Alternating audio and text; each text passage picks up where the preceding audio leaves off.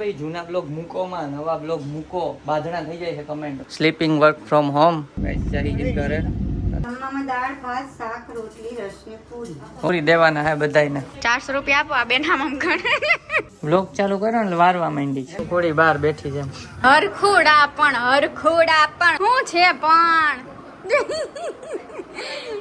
તો ખાઈ પીને નવરા થઈને જો બધા ગાડીમાં ખડકાઈ ગયા છે.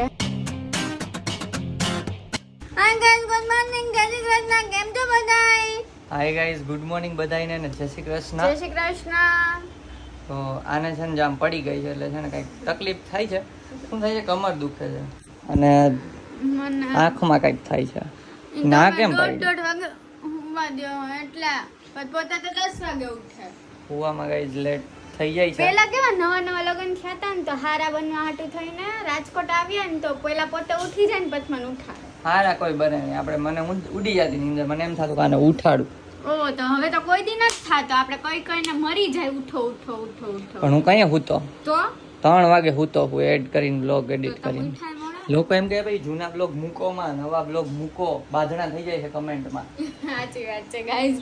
અમને લોકોને ખબર છે કે તમને લોકોને નવા બ્લોગ જોવા છે પણ અમુક લોકો કમેન્ટ કરી દે છે અને અમારા ચહિતા લોકો એમને રિપ્લાય બી આપે છે પણ તમે લોકો ટેન્શન ના લો રિપ્લાય ના આપો. કાંઈ નહીં ગાઈસ તો થોડાક બ્લોગમાં અમે સાથે થઈ જવાના છીએ. 4 થી 5 બ્લોગ છે પછી સાથે થઈ જવાના એકદમ સાથે બરોબર. જો આ રીતનું કામ કરે છે કંઈક સ્લીપિંગ વર્ક ફ્રોમ હોમ ના આપણે અહીંયા વર્ક ફ્રોમ હોમ ચાલે છે.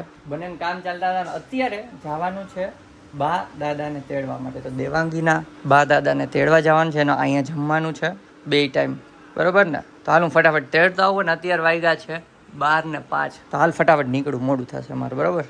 ચલો આપણે તેડતા આવીએ. ચલો ગાઈસ તો જાઉં છું પાર્કિંગ તો શું પણ કાર જ્યાં રાખી હોય દૂર ત્યાં સુધી કેમ કે બધાય પાસે કાર છે એટલે જગ્યાની તકલીફ થાય છે. ત્યાં બાજુમાં ઝાડ છે એટલે કાપતા નથી બાકી ત્યાં બાજુમાં રહી જાય કાર પણ થોડી દૂર રાખીએ છીએ. ચાલો પહોંચી ગયા ને તડકો ભરાઈ ગયો છે અંદર ગરમી. ઓહો વરાળ નીકળે છે વરાળ.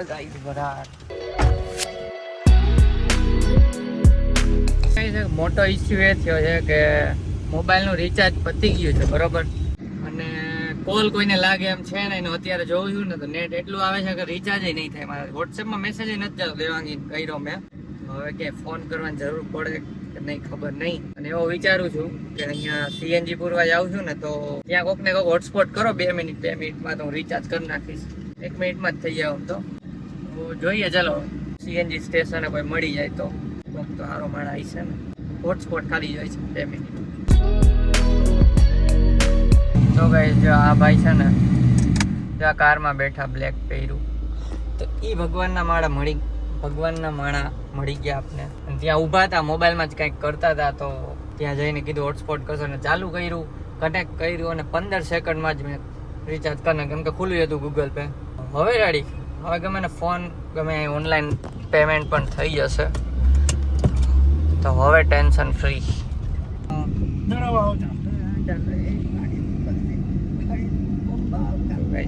ઘરે क्या पप्पा क्या ठीक है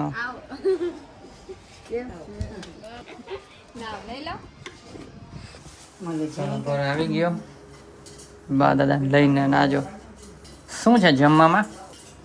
દાળ ભાત શાક રોટલી રસની પૂરી. ઓહો પૂરી હે ભાઈ. પૂરી દેવાના હે બધાયને. હે દેવાંગી આપણે ઓછી વાલે એકવાર ખાધી હતી. એ ભાવી હતી કા ઘરની ભાવે ના ઓલી મમરી દેવાંગીને ટેવ પડી જાય મમરી ના. થોડાક દી હાલશે મમરી હાલશે.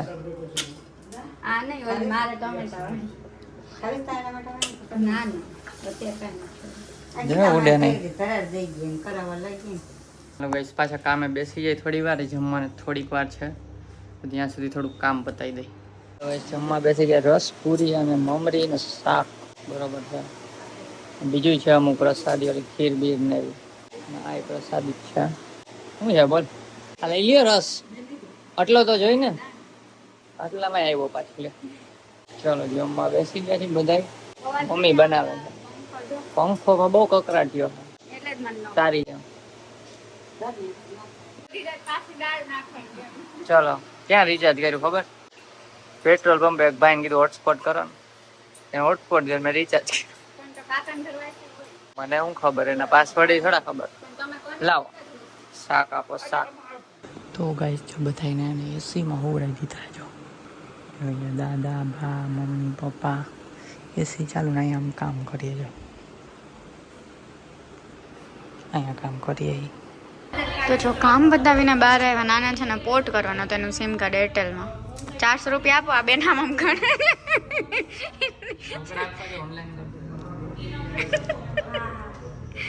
જો આ ખોલે છે એનું સિમ કાર્ડ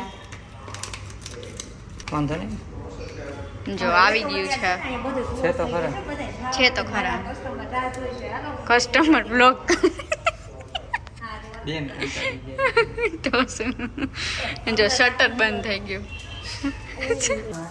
તો ગાઈસ વાગવામાં કઈ આવ્યા છે 8 જેવું ને અત્યારે બને છે અહીંયા આ ટીક્યું કેની છે રગડા પેટીસ બરોબર હા હા બની ગયો અને આ જો વારે છે બ્લોગ ચાલુ કર્યો ને વારવા માંડી છે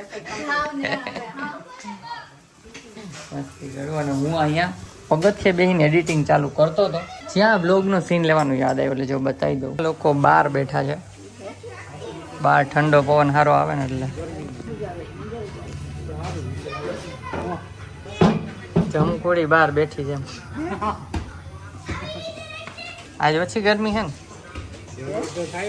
થાય છે રોજ કરતા થોડીક ઓછી લાગે છે હરખોડા પણ હું છે પણ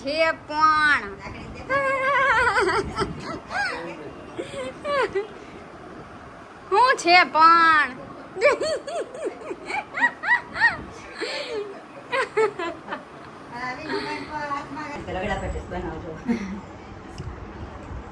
તો જમવા બેસી ગયા છે ને જમવામાં જેમ તમને બતાવ્યું એમ રગડા પેટીસ છે જો અહીંયા ડીશ બને છે રગડા પેટીસની બનેલી જ બતાવી દી કાં જો અહીંયા જે બનાવવાની છે હા માથે ચટણી હો સેવની માથે ચટણી આ થોડીક અલગ ડીશ છે આપણે પહેલા ચટણી આપે આમ સારો ટેસ્ટ આવે તો આમ ટ્રાય કરવી જોઈએ ત્રીજી ડીશ છે સરસ ચલો બેસી ગયા બધા દાદાનું સ્પેશિયલ બન્યું છે આજે હા હાલો આપણી ડીશ બનાવો કે બાદ ચટણી ટ્રાય કરીએ છીએ જો મજા ના આવી તો કંઈક સજા મળશે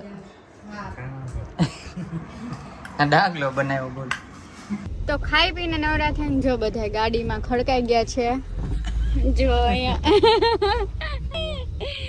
અમે જાય છે બા દાદાના ઘરે એમને મૂકવા માટે અને મારા પપ્પા અને કાકા બે છે ને આગળ બાઇકમાં ગયા છે તો હમણાં એ મેળ આવે ને ત્યારે બતાવું બાકી અમે લોકો મૂકીને પાછા આવી જશું રિટર્ન ચલો કેનો ફોન કોઈનો નહીં વિડીયો ઉતારું છું છે તમે ઓલો જોવો ને હા. ટીવીમાં ઈ તો બધા વિડીયોનું એડિટિંગ કરું છું